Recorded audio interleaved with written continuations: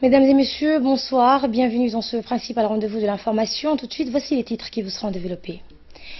Le président de la République a quitté aujourd'hui la capitale à destination d'Addis Abeba. Il est arrivé donc cet après-midi à la capitale éthiopienne où il va prendre part demain et après-demain, dans 2 jours durant, au 30e sommet ordinaire des chefs d'État et de gouvernement de l'Union africaine. Et la République de Djibouti a été élue hier pour un mandat de 2 ans au Conseil de paix et de sécurité de l'Union africaine. Et l'explosion d'une ambulance piégée a fait donc près d'une centaine de morts. Le bilan ne cesse de s'alourdir.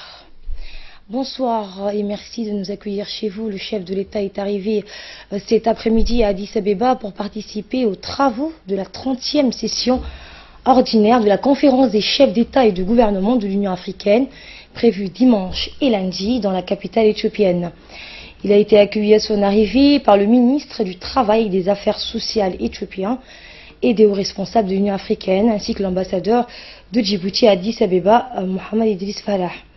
Le chef de l'État préside la délégation djiboutienne aux travaux de la conférence des chefs d'État et de gouvernement africains, placée cette année sous le thème « Remporter la lutte contre la corruption, une voie durable pour la transformation de l'Afrique ». En marge de ce sommet, le président Guélé aura un agenda chargé avec notamment l'élection de notre pays pour un mandat de 2 ans au Conseil de paix et de sécurité de l'Union africaine. Il s'entretiendra également, comme à l'accoutumée, en aparté avec les principaux responsables politiques du pays hôte de cette rencontre.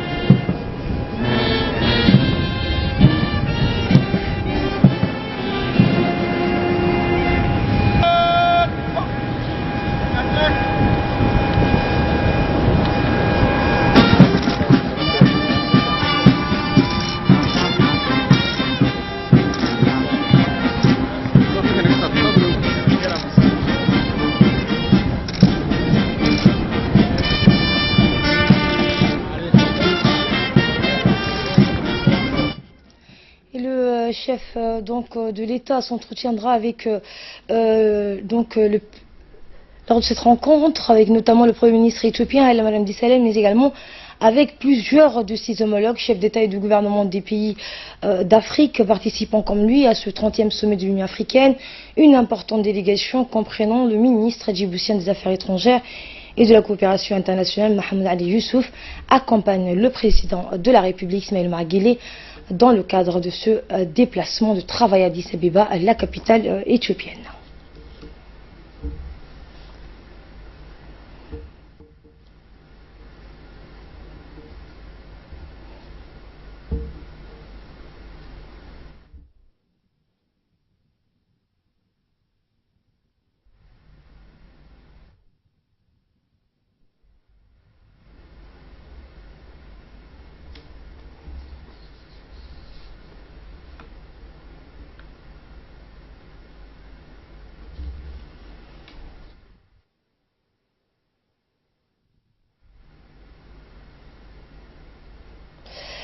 Les travaux délibératoires de la 32e session ordinaire du Conseil exécutif de l'Union africaine se sont ouverts jeudi à Addis Abeba avec la participation des ministres des Affaires étrangères et des États membres de l'organisation, suivant justement le compte-rendu du chef de la diplomatie djiboutienne, Mohamed Ali Youssouf.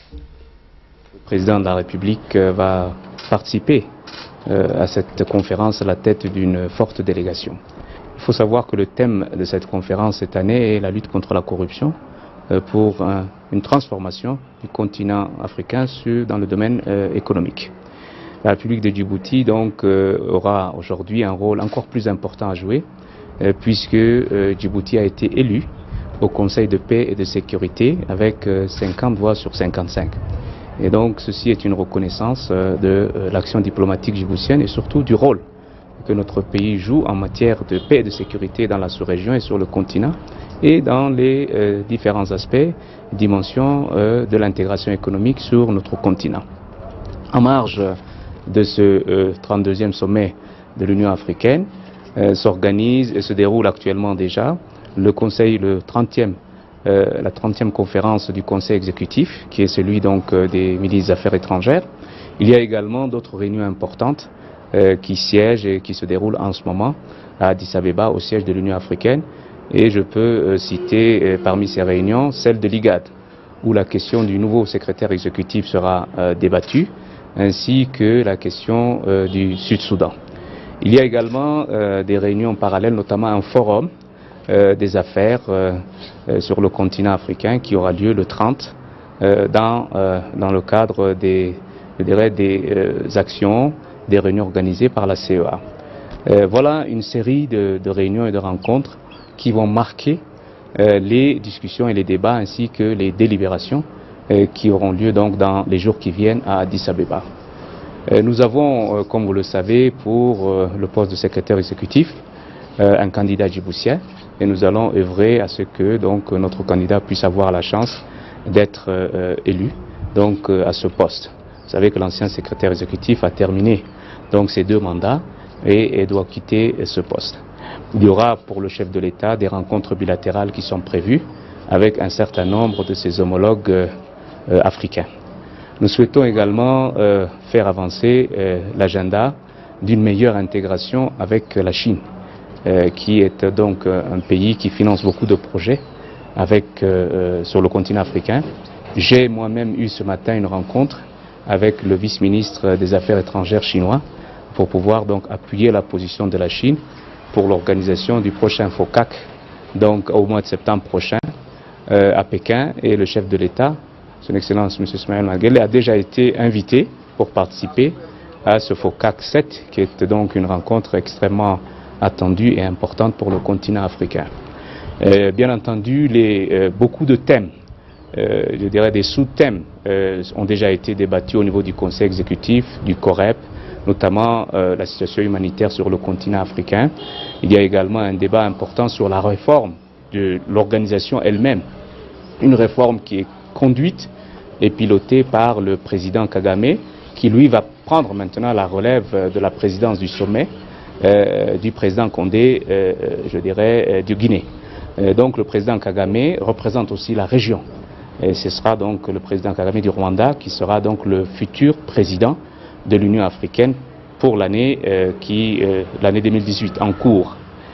La réforme de l'Union africaine comporte un certain nombre, je dirais, de composantes, et l'essentiel de ces composantes reste focalisé sur la manière et les moyens d'assurer un financement pérenne pour les programmes de l'Union africaine, que ce soit en matière de sécurité et de paix ou en matière de développement.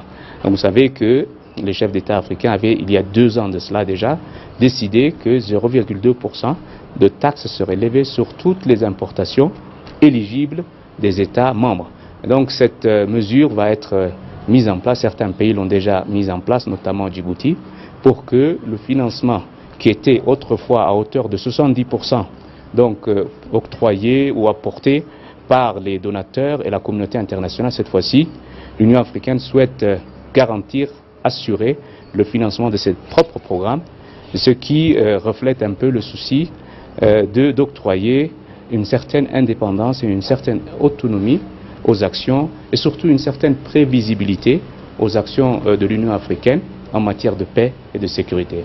Voilà globalement les thèmes qui seront débattus et surtout les centres d'intérêt des discussions des chefs d'État africains pendant les 2 jours qui vont suivre. Et sans transition, la République de Djibouti a été élue hier pour un mandat de 2 ans au Conseil de paix et de sécurité de l'Union africaine. Cette élection reflète la reconnaissance que le continent accorde à l'action diplomatique de notre pays sur les questions de paix et de sécurité sur le continent. Le rôle de Djibouti est particulièrement apprécié dans la résolution des conflits qui sévissent dans notre région, en particulier en Somalie et au Sud-Soudan.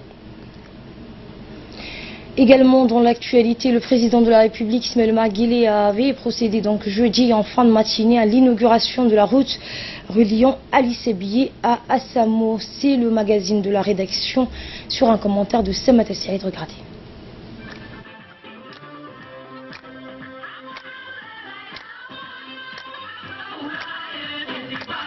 Ce week-end, le président de la République, accompagné d'une forte délégation, était à Ali Sebié, plus particulièrement à Assamo, pour inaugurer la nouvelle route d'accès entre ces deux localités.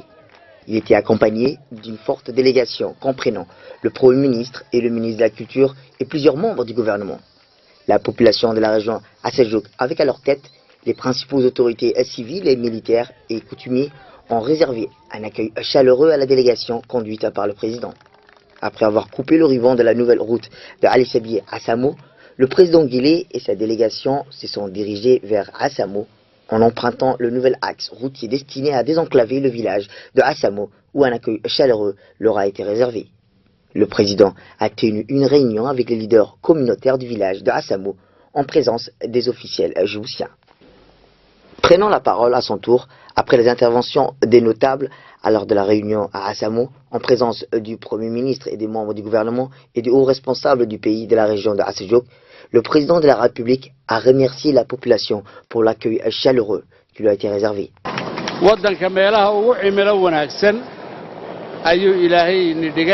Grâce à Dieu, les habitants de Assamo vivent dans un endroit aux conditions climatiques agréables. Il a ajouté que, comme l'a mentionné le ministre, la population doit participer aux efforts de développement et sortir de la précarité.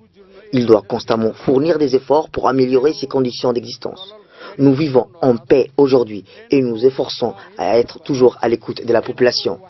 Nous souhaitons que la population soit des patriotes amoureux de leur pays qui aiment travailler, avides d'apprendre et volontaires pour la défense de sa patrie et de son pays.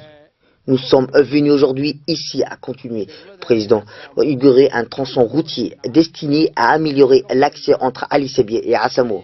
Il se réjouit de la mise en service de cette nouvelle route, des perspectives de développement et de désenclavement avec lesquelles elle afflue pour les habitants d'Assamo.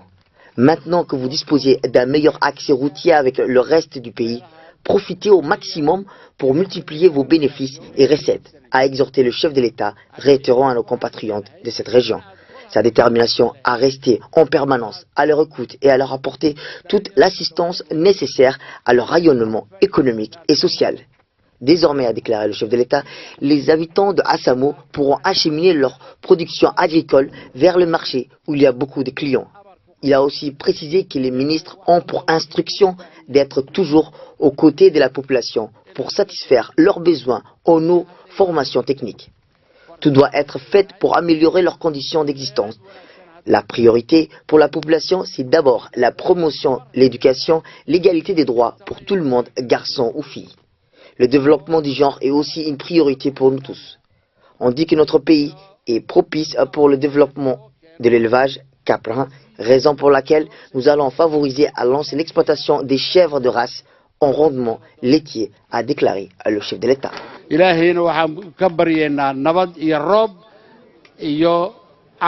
Il faut savoir que le nouveau tronçon routier Ali Sebié à Assamo, long de 25 km, a été financé par la Banque africaine de développement et le gouvernement djiboutien dans le cadre du programme Résilience à la sécheresse et le développement des moyens de subsistance durables dans le pays de la Corne d'Afrique. Cette route va permettre la réduction de la pauvreté, l'amélioration de la sécurité alimentaire dans ce secteur et accélérer une nette amélioration de la circulation des biens et personnes entre les deux localités. Les agriculteurs d'Assamo auront l'occasion d'acheminer leurs produits agricoles vers les marchés des chefs-lieux où il y a beaucoup de clients comme à Ali Sebié et même la capitale. Assamo est un village paisible au climat agréable où les activités agro-pastorales sont développées. Des dizaines de familles djiboutiennes exploitent la terre et la production est variée. Grâce à l'engagement des agriculteurs de Assamo, avec le soutien du ministère de la Culture, des dizaines de jardins sont exploités dans ce petit village. À l'occasion de l'arrivée du président, une forte délégation des agriculteurs et agricultrices d'Assamo ont exposé leur production agricole dans des produits maraîchers jusqu'aux fruits. Dans le cadre du programme de résilience à la sécheresse et le développement des moyens de subsistance durables dans le pays de la Corne d'Afrique, le ministre de la Culture a lancé les travaux de mise en valeur des périmètres agricoles de Assamo. C'est ainsi qu'un groupement d'entreprises a réalisé des travaux de réhabilitation et a fourni des équipements pour renforcer les capacités des agriculteurs d'Assamo. Une station de conditionnement des produits agricoles et des réservoirs d'eau, 3 seuils de recharge ont été construits à Assamo. Par ailleurs, pour améliorer l'accès à l'eau dans les jardins de Assamo, 47 puits cimentés ont été réhabilités, des kits d'arrosage goutte à goutte et des serres ont été installés. Le président et sa délégation ont apprécié la production agro-pastorale significative du village qui mérite d'être encouragée. Une femme agricultrice du village d'Assamo a témoigné devant l'équipe de la RTD sur les potentialités agro-pastorales, le soutien technique du ministre de la Culture pour renforcer les capacités de production dans le village d'Assamo. Je travaille dans ce secteur depuis plus d'une dizaine d'années et je dois faire vivre ma famille avec les fruits de ma production de mon jardin maraîcher. Avec la nouvelle route, nous allons pouvoir acheminer nos produits dans les chefs-lieux et même dans la capitale. Et pour cela, nous remercions le président de la République pour tous ses efforts pour nous soutenir. Nous remercions également le ministère de la Culture pour son soutien inlassable et les installations qu'il nous a fournies. À l'occasion de l'arrivée du président, une forte délégation des agricultrices et agriculteurs de Assamo ont exposé leur production agricole allant des produits maraîchers, des fruits et légumes.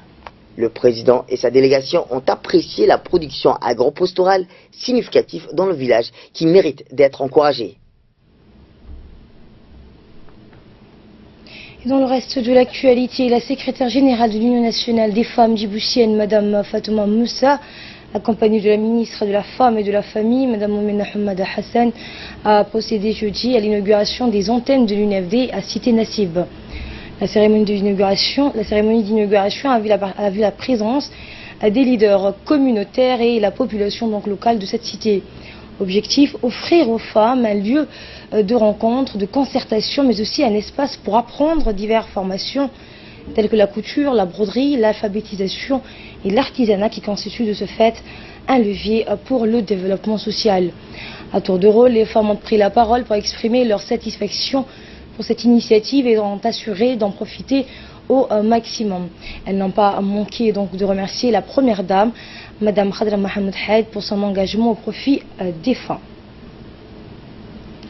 Et cette formation sur l'économie sociale et solidaire, le secrétariat d'État aux affaires sociales a organisé un atelier de formation sur le secteur porteur de l'économie sociale et solidaire. Cet atelier a duré 2 jours au sein de l'Institut d'études diplomatiques. Ces assises de 2 jours ont rassemblé des hauts fonctionnaires du ministère délégué à la décentralisation et du secrétariat d'État aux affaires sociales ainsi que du ministère de l'Habitat. L'atelier a vu également la participation des acteurs des tissus associatifs et des entrepreneurs de la capitale et des régions de l'intérieur. La tenue de cette formation s'inscrit dans le cadre de la semaine nationale de l'action sociale. Objectif, lutter contre la pauvreté et la construction d'un nouveau modèle social. Les bénéficiaires ont suivi des modules sur des projets d'économie sociale et solidaire adaptés au contexte local. Et Hussein Arlouz est avec nous sur ce plateau pour nous en dire plus. Bonsoir Hussein. Bonsoir donc Asma Boubacar, donc pour une meilleure intégration donc de la jeunesse qui est donc la force des motrices et donc d'une économie sociale et solidaire. La secrétaire d'État aux affaires sociales, Mme Mouna Ousmane Adel, est en train de mener une initiative qui est une priorité dans l'agenda du gouvernement, réduire la pauvreté. Ainsi, Asma, l'État est en train d'affirmer son engagement social, et traduire les demandes sociales en politique et de développement pour le plus grand nombre, pour une efficacité de redistribution. Le travail des femmes, Asma, qui est une création de richesse, car elle constitue le maillon du tissu économique et social. Il faut augmenter les opportunités de promotion sociale offertes aux femmes qui sont limitées à plusieurs égards, aussi bien au niveau de la famille qu'à celui de la collectivité. Donc les orientations de cette initiative ASMA sont le renforcement donc de la solidarité et de la lutte contre l'exclusion sociale, le renforcement donc de la protection sociale et de l'économie sociale donc et solidaire, la lutte contre la pauvreté. Si donc il faut retenir ASMA, la semaine nationale de l'action sociale, 3 donc mots en seront les pièces donc maîtresses, à savoir l'engagement, la citoyenneté et le développement. Merci Hussein Ahmed pour cette analyse. Et toujours à l'Institut des études diplomatiques au ministère des Affaires étrangères, l'Union des intellectuels djiboutiens a organisé aujourd'hui donc une conférence débat et des discussions placées sous le thème Djibouti, berceau de la paix et de la stabilité. Le président de l'Union des intellectuels djiboutiens, Ahmed Mohamed Ibrahim, a annoncé, vous l'entendrez, les recommandations de la rencontre culturelle organisée par le comité de l'Union des intellectuels djiboutiens. L'importance et les moyens de diffuser la culture de la paix, la contribution de chaque intellectuel dans son domaine pour diffuser donc la culture de la paix et la coexistence pacifique afin de promouvoir la cohésion sociale, établir une communication et un travail continu entre les intellectuels et les érudits religieux, les politiciens et les professionnels des médias pour briser la contrainte sociale et les barrières psychologiques relatives aux différentes questions sociales, à savoir les races, le genre, la croyance, la doctrine, et soutenir la politique sage de notre gouvernement et surtout celle du président de la République, Ismaël Omar Guelleh, celle de maintenir notre pays comme un havre de paix et participer activement à l'accomplissement du devoir citoyen pour voter lors des prochaines élections législatives et sensibiliser son importance à notre société. Et enfin, soutenir nos dirigeants politiques qui ont maintenu la sécurité et la stabilité depuis l'indépendance de notre pays. Et tous ces points ont été donc évoqués lors de cette conférence à débat. Et pour nous en dire plus, suivant les propos du président de l'Union des intellectuels djiboutiens, M. Ahmed Mohamed Ibrahim. De débat et discussion approfondie ainsi que le but de la rencontre culturelle sur la diffusion de la culture de paix sous le thème Djibouti, berceau de la paix et de la stabilité. Les cadres et les intellectuels présents ont formulé les recommandations suivantes. Accentuer le rôle influent des intellectuels dans sa société en vulgarisant la culture de la paix dans toutes les catégories sociales où chaque intellectuel prend sa responsabilité en tant qu'enseignant, politicien, religieux, employé, commerçant, etc. Apprécier et encourager l'initiative dite Dialogue national de la jeunesse initiée par le président de la République de Djibouti, son Excellence M. Ismaël Omar Guelleh. Participer activement et l'accomplissement du devoir citoyen lors de la prochaine élection législative et sensibiliser son importance dans la société djiboutienne. Soutenir nos dirigeants nationaux politiques dans le maintien de la sécurité et de la stabilité depuis la... Et le commandant de la garde-côte, le colonel Wassem Al-Boghri, a accueilli à la direction générale de la garde-côte une forte délégation conduite par le ministre de la Défense du Kenya et le directeur de l'EASF en visite à Djibouti dans le cadre de la 23e réunion des organes de politique ordinaire organisée donc à Djibouti. Le ministre kenyan de la Défense et la délégation de l'EASF conduite par Dr Abdillahi Al-Buh, directeur de l'organisation, ont profité de leur séjour à Djibouti pour visiter les moyens navals et le centre d'instruction de la garde-côte à Doradi.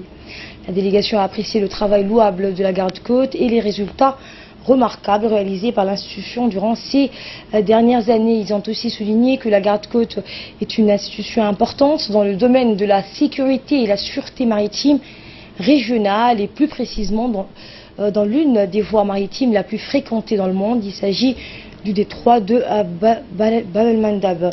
Le ministre et la délégation de l'EASF ont également félicité le colonel Waïs Omar Borré pour son travail honorable réalisé dans un laps de temps afin de développer la garde-côte djiboutienne. Et pour sa part, le colonel Waïs Omar Borré a remercié le ministre de la Défense du Kenya et la délégation de l'organisation régionale à sa tête, le directeur de l'EASF, Abdillahi Omar Bouh, pour leur visite inestimable rendue à la garde-côte djiboutienne.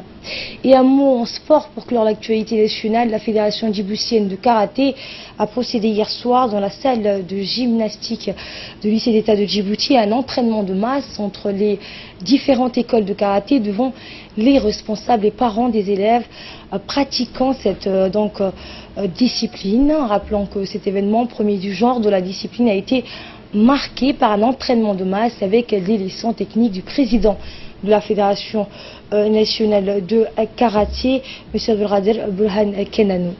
La soirée riche en couleurs et en sport s'est déroulée en présence du président et les différents maîtres ainsi que les parents d'élèves. Écoutez justement le président de la Fédération du karaté. C'est pas plus mal ou quoi.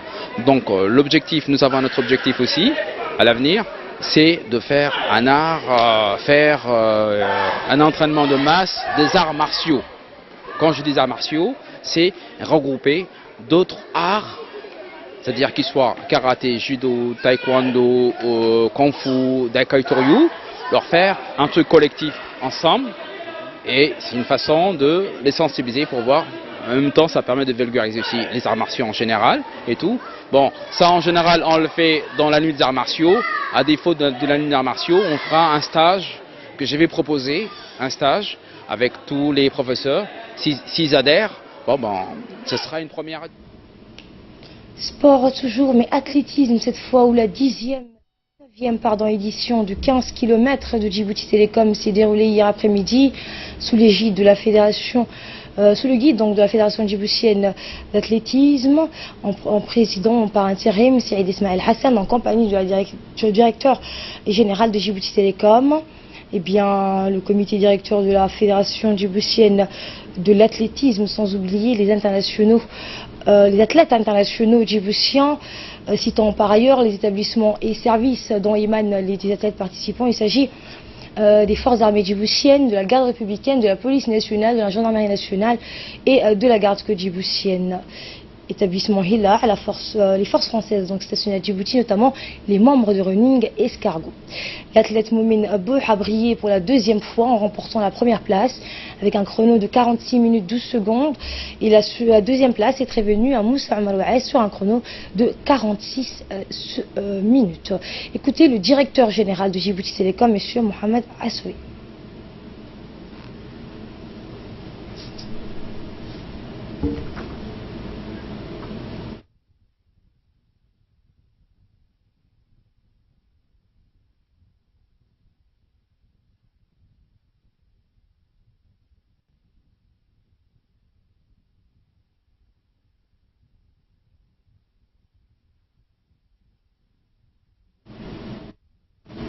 Et nous avons recueilli dans quelques réactions. En voici une. Donc aujourd'hui, nous avons donc célébré la 19e édition du 15 km de Djibouti Télécom. Ça s'est très bien passé. On a remis des cours même aux doyens. L'esprit était l'esprit sportif. Il fallait juste participer. L'objectif n'est pas de gagner. On a également eu donc l'équipe des Gemelles qui a fait une très bonne animation. On a remis des trophées donc aux dames qui ont participé aux 15 km, donc pour honorer donc le genre. Et je pense que le mérite revient à la Fédération d'athlétisme djiboutienne qui organise chaque année en partenariat avec Djibouti Telecom ces 15 km. Djibouti Telecom, comme vous le savez, l'opérateur national des télécommunications, participe activement dans tous les sports. Nous sommes les sponsors pour l'athlétisme, mais également pour le football, le handball et le tennis, qu'il soit le tennis de table ou le tennis ordinaire. Donc, Djibouti Telecom va accompagner donc, le développement du sport dans notre pays. C'est un de nos objectifs aussi pour cette année et même pour les années donc, à venir. Je pense que grosso modo, globalement, c'était positif. Ça s'est bien passé dans une ambiance chaleureuse où c'était presque comme une fête, je peux dire. Voilà donc pour la réaction du directeur général de Djibouti Télécom. Et nous passons cette fois à ce qui domine l'actualité de nos frontières avec Hussein Aouled. Alors Hussein, à Kaboul, l'explosion d'une ambulance piégée a fait près d'une centaine de morts et les bilans qui ne cessent donc de s'alourdir. Oui, donc effectivement, Asma Aboubakar, donc une très forte explosion a secoué le centre donc de Kaboul aujourd'hui, à proximité d'anciens bureaux du ministère de l'Intérieur. Le ministère donc afghan de la Santé a confirmé un attentat suicide au véhicule piégé. Une ambulance qui a tué donc au moins une centaine et blessé 140 autres. Mais donc les autorités craignent que ces bilans humains ne s'alourdissent rapidement. L'explosion donc est distinctement étendue donc par de nombreux journalistes dans ces deux bureaux de l'agence France Presse a aussitôt dégagé un énorme donc panache de fumée blanche au-dessus du quartier visé qui abrite donc le siège de la police et de l'enceinte de l'Union européenne. Un photojournaliste a constaté des très nombreux corps de victimes ensanglantés, morts et blessés donc sur le trottoir que les riverains aident donc à évacuer Asma. Une première donc révocation pour cette attaque est parvenue des talibans hier donc après l'explosion par le porte-parole donc via l'application WhatsApp confirmant qu'un martyr donc a mené son attaque. Asma. Merci Hussein pour ces précisions. Fin de ce journal. Merci à vous qui nous suivez.